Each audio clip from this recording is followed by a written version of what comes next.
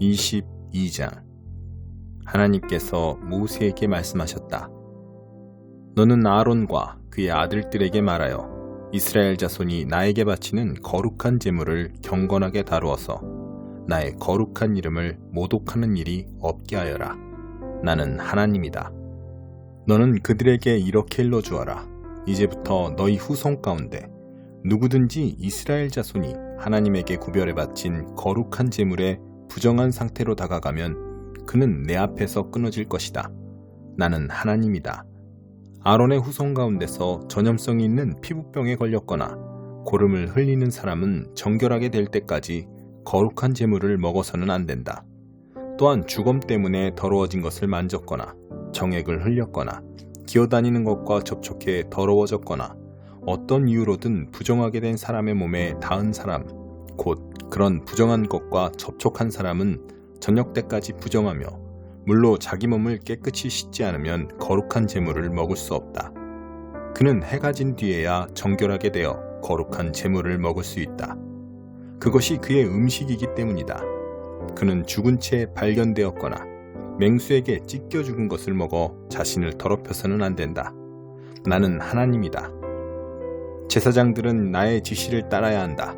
그러지 않고 제물을 함부로 다루면 그들은 죄를 짓고 죽게 될 것이다. 나는 그들을 거룩하게 하는 하나님이다. 일반인은 그 누구도 거룩하게 구별된 음식을 먹어서는 안 된다. 제사장의 손님이나 제사장의 품꾼도 거룩한 음식을 먹어서는 안 된다. 그러나 제사장이 돈을 주고 산 종은 그 음식을 먹을 수 있다. 제사장의 집에서 태어난 종도 제사장의 음식을 먹을 수 있다.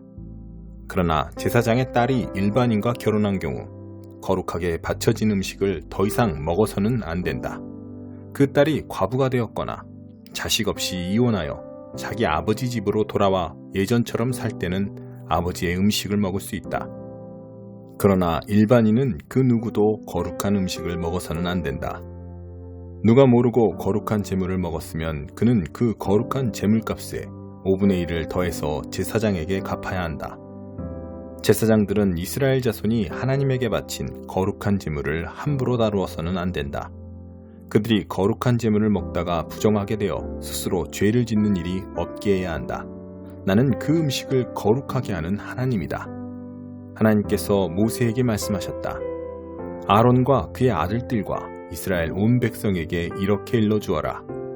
너희 가운데 본국인이든 외국인이든 선한 것을 행하려고 하나님에게 번제물을 바치거나 자원제물을 바칠 때 그 제물이 받아들여지려면 반드시 소나 양이나 염소 가운데서 흠없는 수컷을 골라서 바쳐야 한다. 어떤 것이든 흠 있는 것을 바쳐서는 안 된다. 그런 제물은 받지 않을 것이다. 누구든지 선한 것을 행하려고 소나 양 가운데서 하나님에게 화목제물을 바치거나 자원제물을 바칠 때 그 제물이 받아들여지려면 반드시 흠없는 온전한 것을 바쳐야 한다. 눈먼 것이나 다리를 저는 것이나 어떤 부위가 잘린 것이나 고름을 흘리는 것이나 종기가 난 것이나 피부병이 있는 것을 하나님에게 바쳐서는 안 된다. 그런 것들은 하나님에게 바치는 제물로 제단 위에 올려서는 안 된다. 자원제물로는 한쪽 다리가 길거나 짧은 소와 양을 드려도 괜찮다. 그러나 서원제물로는 받아들여지지 않을 것이다. 짐승 가운데서 고안이 상했거나 으스러졌거나 찢겼거나 잘려나간 것은 하나님에게 바치지 마라. 너희 땅에서 그와 같은 일을 하지 마라. 외국인에게도 그런 짐승을 받아 너희 하나님에게 음식으로 바치는 일이 없게 하여라. 그런 것들은 보기 흉하고 결함이 있으므로 받지 않을 것이다. 하나님께서 모세에게 말씀하셨다. 송아지나 어린 양이나 염소가 태어나면 7일 동안은 그 어미와 함께 있게 해야 한다. 8일째 되는 날부터는 그것을 하나님에게 제물로 바쳐도 받아들여질 것이다. 암소나 암양을 그 새끼와 같은 날에 잡지 마라. 하나님에게 감사 제물을 바칠 때는 받아들여지도록 바르게 바쳐야 한다. 제물은 바친 그날에 다 먹고 다음날 아침까지 남겨두지 마라. 나는 하나님이다. 너희는 내가 명령한 것을 행하고 내가 일러준 대로 살아라. 나는 하나님이다. 나의 거룩한 이름을 더럽히지 마라. 나는 이스라엘 백성 가운데서 거룩하게 높임을 받기 원한다. 나는 너희를 거룩하게 하는 하나님이다. 나는 너희 하나님이 되려고 너희를 이집트에서 이끌어낸 하나님이다. 나는 하나님이다. 28편 다윗의 시. 하나님, 내가 주께 부르짖을 때 못 들은 채 하지 마소서. 주께 얻는 것이 귀를 먹먹하게 하는 침묵뿐이라면 차라리 블랙홀 속으로 빠져드는 편이 낫겠습니다. 내게 필요한 것을 주께 알리며 도움을 구합니다. 주님의 은밀한 성소를 향해 내 두 손을 듭니다. 나를 저 악한 자들과 함께 한 감방에 밀어넣지 마소서. 보란듯이 악을 저지르는 자들과 같이 가두지 마소서. 저들은 그럴싸하게 평화를 말하지만 은밀하게 악마를 위해 일합니다. 저들이 행한 그대로, 저들이 저지른 악 그대로 되갚으소서. 저들이 악마의 일터에서 보낸 기나긴 시간만큼 되갚으시고 거기에 두둑한 보너스까지 얹어주소서. 하나님께서 어찌 일하시는지 무엇을 꾀하시는지 알지 못하는 저들, 하나님께서 저들을 산산이 부수시고 폐허로 만들어버리실 것입니다. 하나님을 찬양하여라. 주께서 내 기도를 들어주셨다. 주께서 내 편이심을 증명해 주셨으니 나는 주님과 운명을 같이 할 것이다. 나 이제 기뻐 뛰고 소리 높여 감사하며 그분을 찬양하리라. 하나님은 자기 백성에게 최고의 힘, 택하신 지도자에게 드넓은 은신처가 되십니다. 주님의 백성을 구원하시고 주님 소유된 자들에게 복을 내리소서. 그들을 보살피시고 선한 목자와 같이 그들을 이끌어 주소서. 29편 다윗의 시. 만세, 하나님 만세. 신들과 전사들이 환호성을 올린다. 두려운 마음으로 하나님의 영광을 마주하고 떨리는 마음으로 하나님의 능력을 목도하여라. 주의하여 서 있거라. 가장 좋은 옷을 차려입고 그분께 예를 갖추어라. 하나님께서 천둥소리 내시며 물 위를 질주하신다. 찬란한 그분 목소리, 광채를 바라는 그 얼굴. 하나님께서 큰 물을 가로질러 오신다. 하나님의 우레소리는 북소리 같고 하나님의 천둥소리는 교양악 같다. 하나님의 우레소리가 백향목을 박살낸다. 하나님께서 북쪽의 백향목을 쓰러뜨리신다. 산맥들이 봄철 망아지처럼 뛰놀고 산마루들이 야생 새끼 염소처럼 날뛴다. 하나님의 우레소리에 불꽃이 튀긴다. 하나님의 천둥소리에 광야가 흔들린다. 그분께서 가데스 광야를 뒤흔드신다. 하나님의 우레소리에 참나무들이 춤춘다. 억수 같은 비가 가지들을 벌거숭이로 만든다. 온몸을 뒤흔든 격렬한 저 춤, 모두가 무릎 꿇고 외친다. 영광. 큰 물 위에 하나님의 보좌 있으니 거기서 그분의 능력 흘러나오고 그분께서 세상을 다스리신다. 하나님께서 자기 백성을 강하게 하신다. 하나님께서 자기 백성에게 평화를 주신다. 5장. 하나님을 경외하여라. 하나님의 집에 들어갈 때는 발걸음을 조심하여라. 그분께 배우겠다는 겸손한 마음을 품어라. 그것이 생각 없이 재물을 바쳐서 유익은커녕 해만 끼치는 것보다 훨씬 낫다. 함부로 입을 놀리거나 생각 없이 말하지 마라. 하나님이 듣고 싶어 하실 말을 어림짐작하여 성급하게 늘어놓지 마라. 네가 아니라 하나님께 주도권이 있으니 너는 말을 적게 할수록 좋다. 과로하면 숙면을 취하지 못하고 말이 많으면 바보처럼 보인다. 무엇인가 하겠다고 하나님께 약속했으면 즉시 행하여라. 하나님은 함부로 말하는 어리석은 사람을 좋아하지 않으신다. 서원을 했으면 지켜라.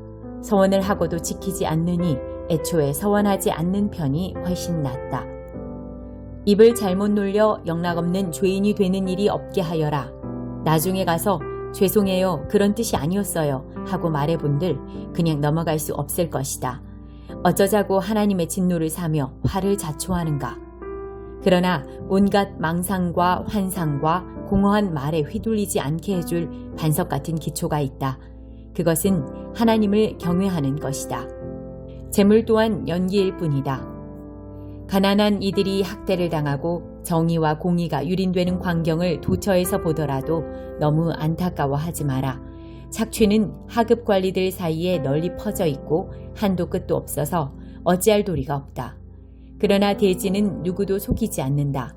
악한 왕도 밭에서 나는 곡식을 먹는다. 돈을 사랑하는 자는 돈으로 만족하는 법이 없고 재산을 사랑하는 자는 아무리 큰 돈을 벌어도 만족하지 못한다. 재물 또한 연기일 뿐이다. 내가 부정이득을 얻을수록 그것을 노리는 자도 많아진다. 환한 대낮에 가진 것을 털리는 일이 과연 재미가 있겠는가?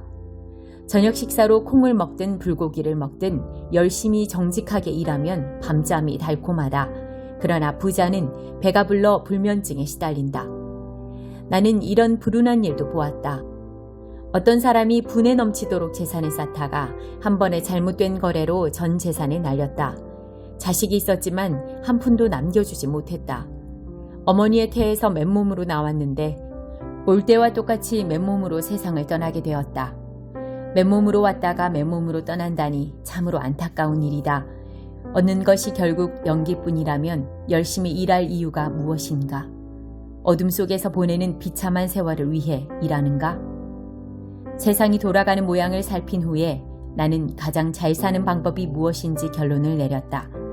자기 몸 간수 잘하고 즐거운 시간을 보내고 하나님이 생명을 허락하시는 동안 자신이 맡은 일을 최대한 잘 감당하는 것이다. 그것이 전부다. 그것이 사람이 받을 몫이다.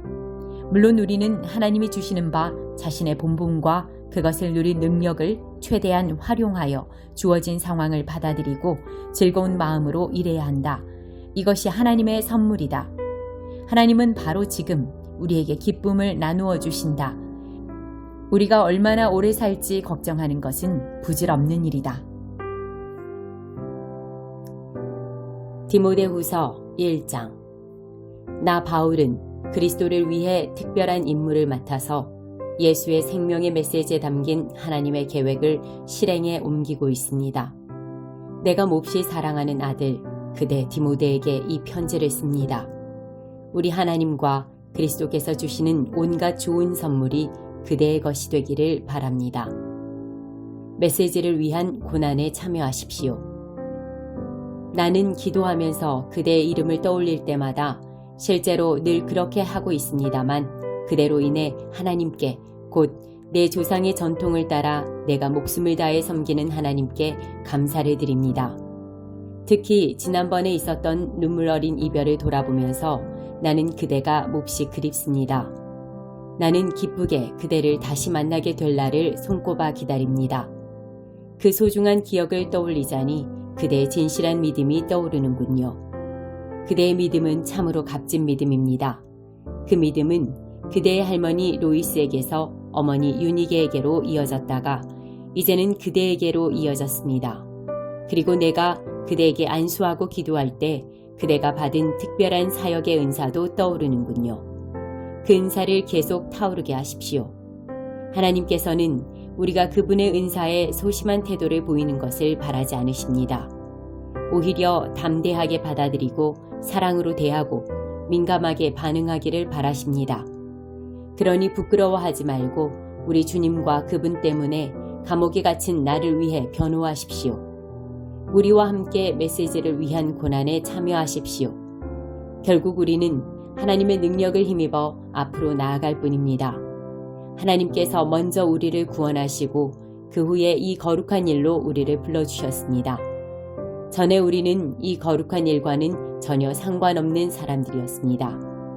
이 일은 전적으로 그분께서 생각하신 것입니다. 우리가 아무것도 알지 못하던 오래전에 하나님이 예수 안에서 우리를 위해 예비하신 선물입니다. 그러나 이제 우리는 압니다.